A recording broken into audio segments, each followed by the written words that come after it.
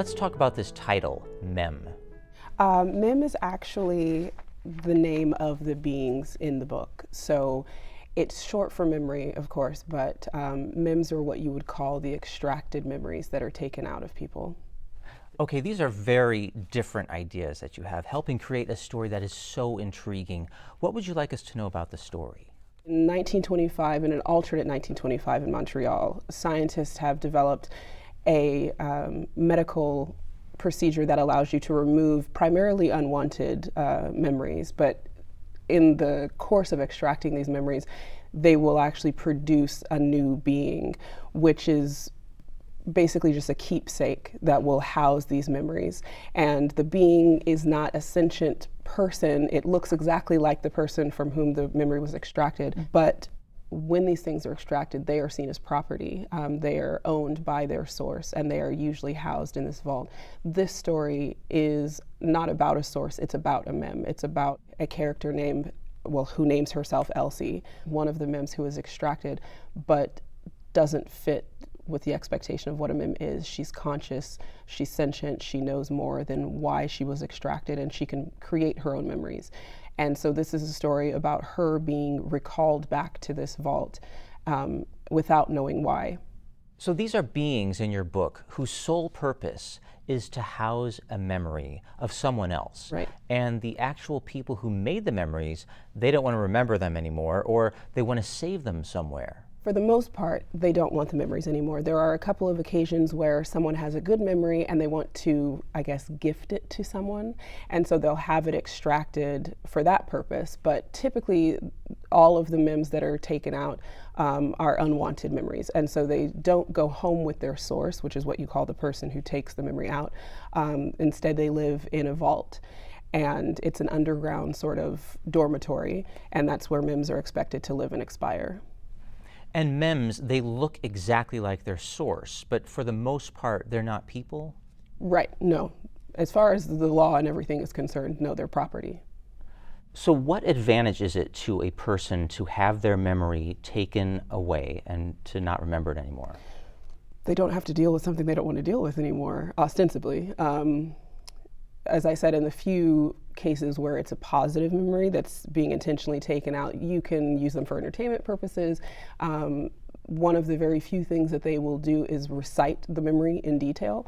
And so in society, you would have, perhaps a party where someone is doing a memory demonstration and their mem will be asked a question that will prompt it to sort of relive the memory aloud for everybody.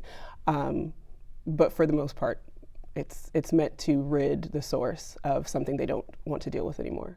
Well, I'm sure we all have memories that we don't want to deal with anymore. What is the bad memory that has been removed that the main character is housing? It's the first automobile accident fatality in Montreal, which occurred in August of 1906. It was very interesting to think of from the perspective of this being the first time this had ever happened in a city, because living in Montreal, living anywhere basically, unfortunately, accidents are not rare, and unfortunately, fatalities are not horribly rare.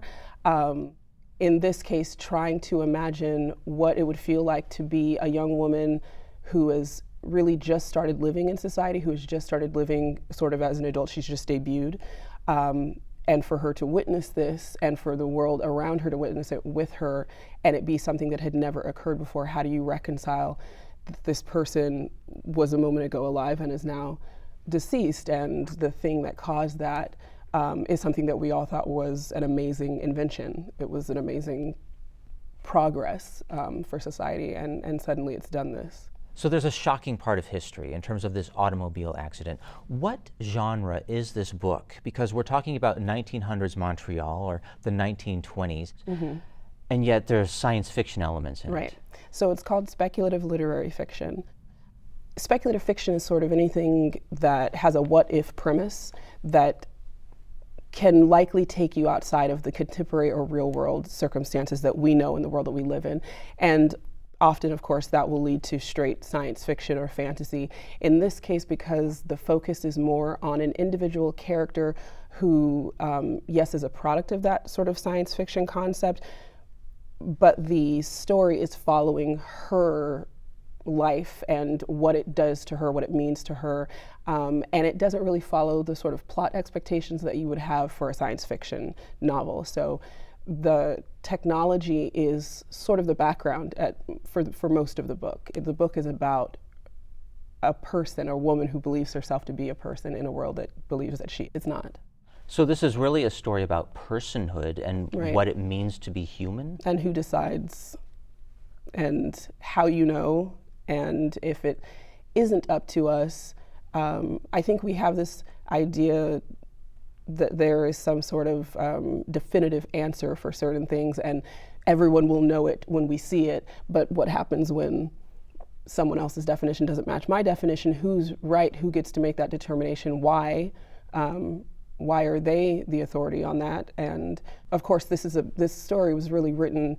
I follow the character from the time that I conceive the character. So I'm not writing it to intentionally or overtly say something about any particular thing, but we're very familiar with this concept of who decides what our identity is, why, what say do I have in that. So it absolutely speaks to something I think we experience in life. How do you hope your readers will relate to the theme of being marginalized? I hope mostly that people who are marginalized will feel a sort of kinship with Elsie. I am writing it for us, so I'm not horribly concerned with how other people feel about it. I'm more so writing to give voice to someone who has not had enough of a voice, who hasn't had enough of a presence. I don't want to center the opinion of someone who already has a voice. It's really about people who identify with Elsie.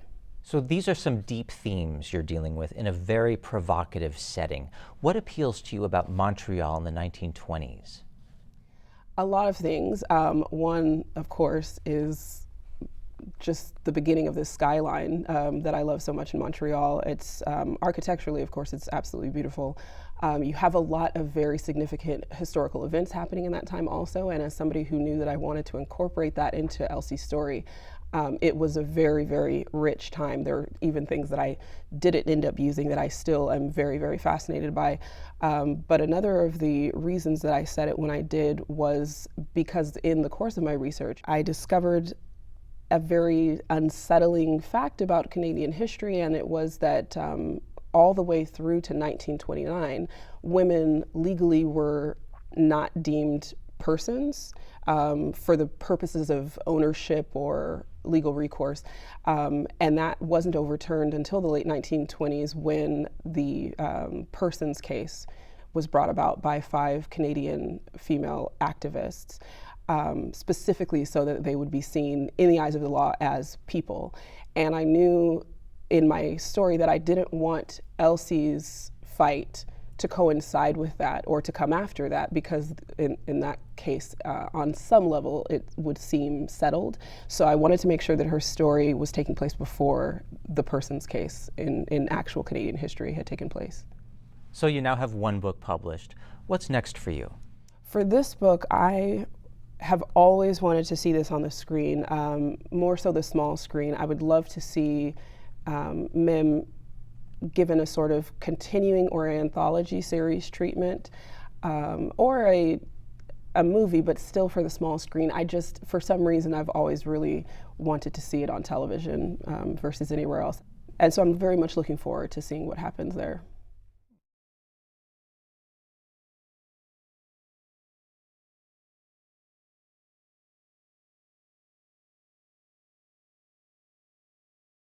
Spotlight is supported by the Glenn and Carol Pearsall Adirondack Foundation, dedicated to improving the quality of life for year-round residents of the Adirondack Park.